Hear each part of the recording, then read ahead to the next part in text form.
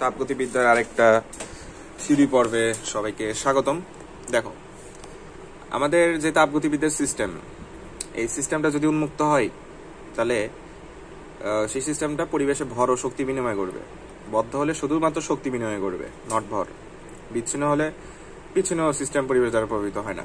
ওকে, তাপগতিবিদ্যার দ্বিতীয় সূত্র দেখি। এটা তাপগতির দ্বিতীয় সূত্র থেকে তুমি এন্ট্রপির একটা ধারণা পাবা, সম্ভবত dS সমান dQ/T। ঠিক আছে, ওকে, ফর্মুলা ছিল। সূত্রের ভিত্তি দেখো, তাপ শক্তি কখনোই সম্পূর্ণরূপে কাজে পরিণত হয় না বা করা যায় না। এটা তাপগতিবিদ্যার দ্বিতীয় সূত্র।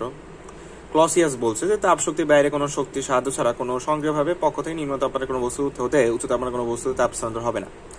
মানে তুমি যদি বাইরে থেকে কোনো তাপ না দাও, তাহলে হচ্ছে যে ধরো লেটসে একটা নিম্ন তাপমাত্রার একটা বস্তু আছে, একটা উচ্চ তাপমাত্রার বস্তু আছে।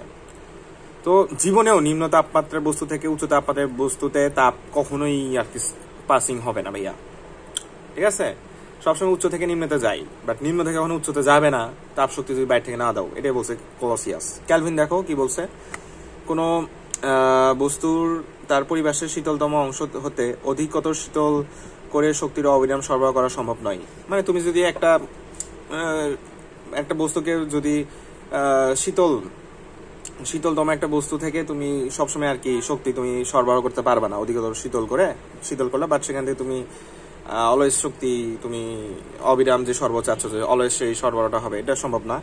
তুমি ব্যাস মনে রাখতে পারো ক্যালভিনের বিবৃতিতে এই যে শীতল কথা থাকবে, শীতল শক্তি সরবরাহ, এগুলা শীতলতম। বুঝতে পারছো? আচ্ছা, প্লাঙ্কের সমীকরণে এটা ট্রিক টেকনিক আছে। প্লাঙ্ক মানে ইঞ্জিন থাকবে, তোমাকে বলবে যে এইরকম একটা নোট দিয়ে বলবে যে এটা কার বিবৃতি, এরকম একটা নোট দিয়ে বলবে এটা কার বিবৃতি। প্লাঙ্কের বিবৃতি দেখো, কোনো তাপ উৎস থেকে অনবরত তাপ শোষণ করবে এবং তার সম্পর্কে কাজে রূপান্তরিত হবে একটি তাপ ইঞ্জিন তৈরি সম্ভব নয়, হবে এরূপ একটি তাপ ইঞ্জিন সম্ভব নয়। মানে কোনো তাপ উৎস থেকে সবসময় তাপ উৎস থেকে অনবরত তাপ শোষণ করবে এবং সম্পূর্ণটাই কাজে কনভার্ট হবে না ভাইয়া, কিছু লস থাকেই। এটা কিন্তু এরকম তাপ ইঞ্জিন তুমি পাবা না, বাট এরকম তাপ ইঞ্জিনই নাকি সম্ভব করেছে বিজ্ঞানী কার্নো। এবং কার্নো বলছে যে কোনো নিজস্ব পরিমাণ তাপ শক্তি সরবরাহ পুরোপুরি ভাবে যান্ত্রিক শক্তিতে কনভার্ট হয়ে যাচ্ছে। প্লাঙ্ক বলছে হবে না, বাট কার্নো বলছে যাবে। এরকম একটা যন্ত্র তৈরি করা সম্ভব। আচ্ছা, যন্ত্র তৈরি করা সম্ভব নয়। যাই হোক, প্লাঙ্ক ইঞ্জিন কার্নো যন্ত্র নট সো ইম্পর্টেন্ট। এটা 100% কার্নো ইঞ্জিনে। প্রত্যাবর্তী প্রক্রিয়া, এটা ইম্পর্টেন্ট। দেখো প্রত্যাবর্তী প্রক্রিয়া এন্ট্রপি স্থির থাকে, অপ্রত্যাবর্তী প্রক্রিয়ায় এন্ট্রপি বৃদ্ধি পায়। তোমাকে বলবে এন্ট্রপি কোন প্রক্রিয়ায় বৃদ্ধি পায়? অপ্রত্যাবর্তী। প্রত্যাবর্তী প্রক্রিয়া কি থাকে? এন্ট্রপি আমাদের স্থির থাকে, বিপরীতমুখী হয়ে প্রত্যাবর্তন করতে পারে। আচ্ছা, সম্মুখমুখী ও বিপরীতমুখী প্রক্রিয়ার প্রতি স্তরে তাপ ও কাজের ফলাফল সমান ও বিপরীত হয়।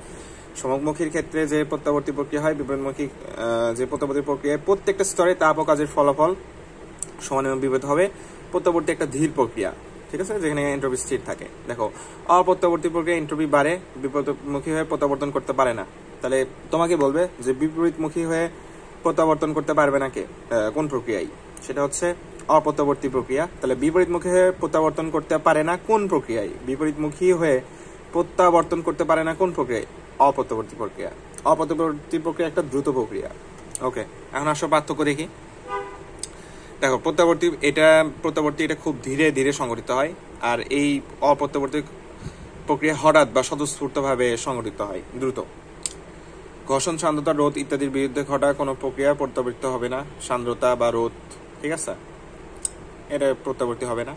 প্রকৃতির সব প্রক্রিয়া স্বতঃস্ফূর্তভাবে ঘটে, সুতরাং প্রাকৃতিক প্রক্রিয়া হচ্ছে মানে অপ্রত্যাবর্তী। বুঝছো?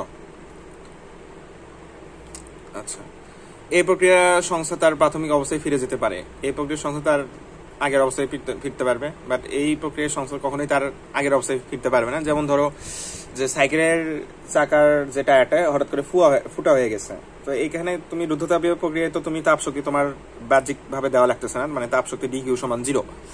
তো দেখো, সাইকেলের চাকাটা ফুটা হলো, বাট এই যে ফুটা হলো এটা ক্ষতি হলো না। এই কি তার আগের অবস্থায় ফিরে যেতে পারবে? সে কি আগের মতো ফুলা হয়ে থাকবে যাতে সাইকেলটা চলে? এটা কিন্তু সম্ভব না। সেটাই বলছে, আগের অবস্থায় ফিরে যেতে পারবে না।